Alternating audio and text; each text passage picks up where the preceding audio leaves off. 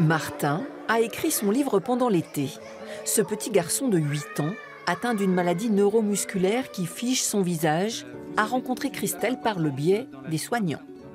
Ainsi, un jour, Catherine, sa pédiatre, au cours d'une consultation, a dit à Martin: Je connais une dame super chouette qui pourrait t'accompagner pour écrire un livre. Les enfants, ils peuvent, à travers l'imaginaire, à travers les livres, à travers la création, s'évader autrement. On n'est pas dans du direct avec la maladie. Ils peuvent en parler s'ils veulent, mais ils peuvent aussi partir sur d'autres choses. Dans les services hospitaliers où Traces de vie est connue, on constate aussi tous les bienfaits des interventions de Christelle. De temps en temps, voilà, ils vont voir leurs parents pleurer devant eux, donc ils savent que ce qui se passe est grave. Et ils vont retenir des informations, des émotions pour eux, pour justement essayer de protéger leurs parents au maximum. Pour Sébastien, l'écriture s'est ainsi substituée à la parole. Le livre lui a permis de s'adresser à cette famille qu'il voulait protéger pendant toute la durée de sa maladie. Ça fait comme 5 ans qu'il est beaucoup hospitalisé et tout. Bon, il a eu une greffe maintenant, ça va bien, c'est... Mais il y avait comme des moments durs. Pour lui, mais aussi pour les frères et sœurs, pour tout le monde. Sébastien, il parle pas beaucoup, il est pas très vert. Il cause pas tout le temps, mais ça lui donne la possibilité de nous dire.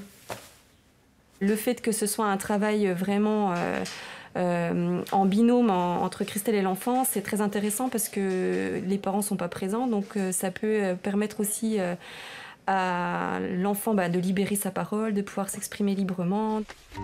Et comme la retenue existe souvent dans les deux sens, Traces de vie permet aussi aux parents qui le souhaitent d'écrire à leur tour.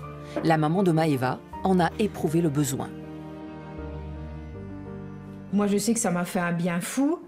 Après, Christelle me l'a relu, j'ai retenu mes larmes parce que vraiment. Et puis, je pensais pas que je pouvais sortir autant de choses. Donc voilà. Ma maman, elle dit pas ce qu'elle ressent. Elle disait pas ce qu'elle ressentait par peur de me stresser encore plus. Ici, il y en a une qui stressait, l'autre stressait aussi. Donc en fait, elle me disait rien. Elle était tout le temps là à me remonter le moral. Et forcément, quand j'ai su vraiment ce qu'elle pensait, ce qu'elle ressentait, ça m'a émue. En tout cas, on aura écrit des beaux trucs et ça restera toute notre vie gravée.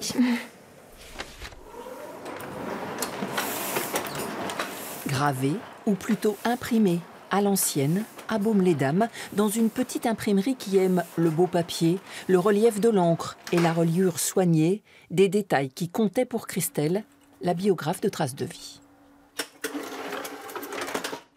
C'est un livre qui va être dans la bibliothèque de la maison. C'est un livre qui va rester, c'est une trace de ce moment de vie. Et c'est fort pour l'enfant, je veux dire, je m'imagine, on n'a pas encore assez de recul puisque ça fait 5 ans,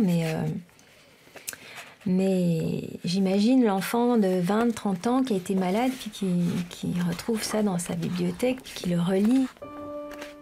L'objet livre restera. C'est aussi pour cela que le moment de sa remise à l'auteur est fort et quelquefois solennel.